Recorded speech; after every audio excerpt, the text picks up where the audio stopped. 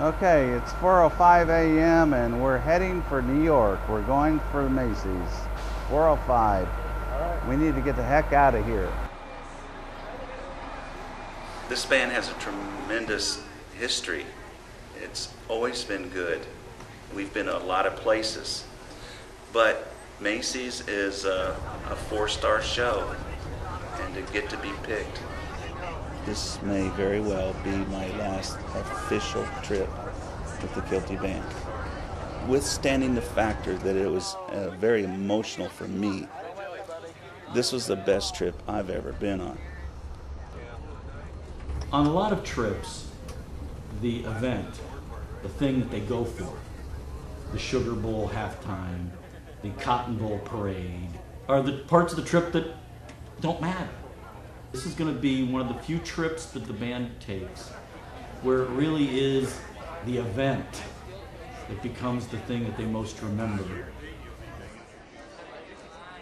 Being spotlighted as one of only 10 bands in the entire nation, and probably one of very few who's ever been invited back, is phenomenal. I can remember as a youngster getting up Thanksgiving morning, and that's how we started our day. We'd turn on the Macy's parade, and it was kind of a way to bring the family together. 30 years from now, when they have grandkids, and they can say, I was at this parade, and this is just something phenomenal for the band.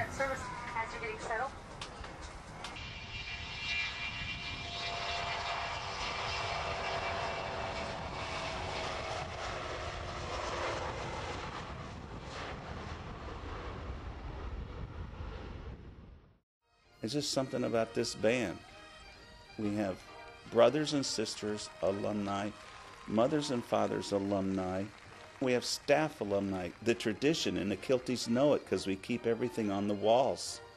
I mean, going back to 1980, this band's been to Macy's 3 times and the Rose Parade a couple of times, but there's a strong, strong tradition of excellence in this band. I played the bagpipes in the Macy's Parade in 1980.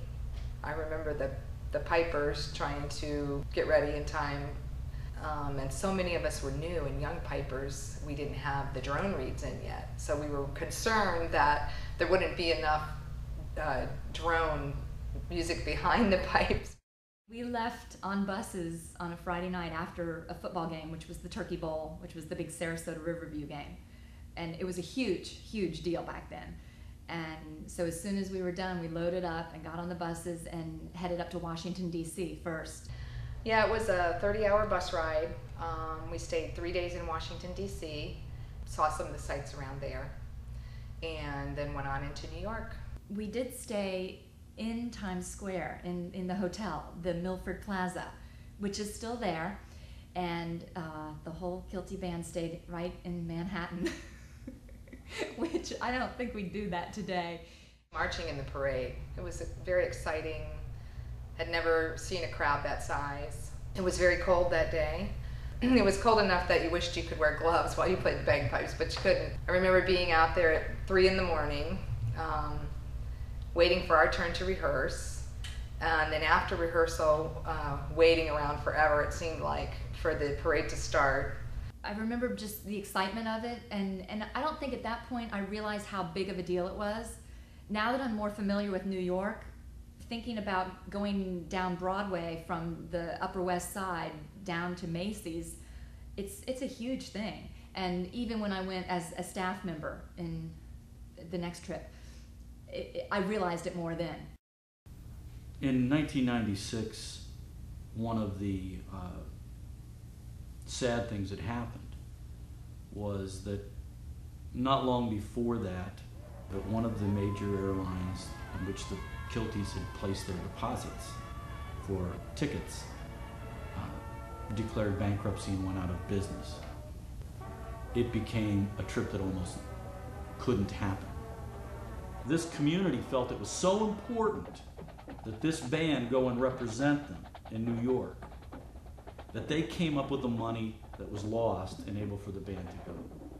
Katie Couric, on her description during that Macy's Thanksgiving Day parade, said in effect that the band had lost their deposit for airline tickets and the community came through with the money So it was not only recognized locally, but it was recognized on national television. I think that Macy's was like the second coldest Macy's on record. It was in the 20s, and that was in the morning. So whatever it was overnight when we were standing out on the street practicing, it was very, very cold.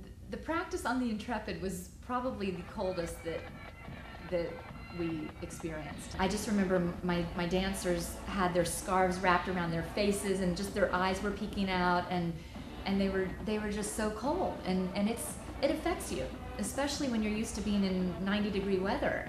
People don't understand how big an aircraft carrier deck is, bigger than a football field.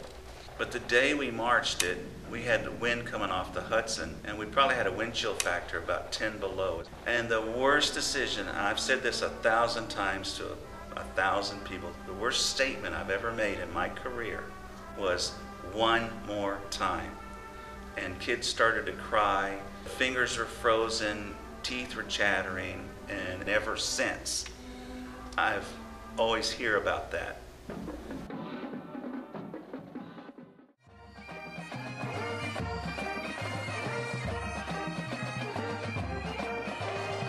The preparation for the Macy's parade is difficult. Not in that what we do in Macy's is difficult, but when we have to do it, it always is in marching season, and we're scratching to get the show down on the field for halftime. And in the middle of all that, you either have to add rehearsals or take away from your halftime rehearsals to squeeze in a little Macy's rehearsals. It's no picnic getting ready for any parade. And because in Sarasota we only march straight down the street and we might make one turn on Palm, it is difficult for this band, who never marches a parade with a turn, to go on TV and make a turn. We had to rehearse that like crazy. The fact that the Kilties are able to do the demanding rehearsal schedule just as it is amazing. But to add the extra rehearsals on top of what we had, something unique this year, we actually are continuing to have rehearsals all the way up through Thanksgiving week, which traditionally we don't do. After our FBA festival, we generally cut it down to an hour a week. And everybody learn this distance and space and stop on 64. Let's do it again. Historically speaking, the band always has a tendency to not start out at the gate really, really fast. And with this year being a unique year, we had 4 different hurricanes this year, we probably lost close to 8 or 10 hours of rehearsal time, which is the equivalent of 2 weeks for us. We actually had additional Macy's rehearsals planned for earlier in the year that we weren't able to utilize simply because we were behind on the show. Going all the way up to the day of taping for Macy's, it was still a little bit touch and go. This band does have a habit of getting better, throughout our rehearsal as well. The first, we got out there, we weren't sure we're going to get a good product on the field, or on tape, and after each run through, it did get better and better. And I think probably their attitude of, we're finally going to New York, I think that kind of spurred them and inspired them to get better each time. I really have no idea how they do that. I mean, I've been in the band for 4 years.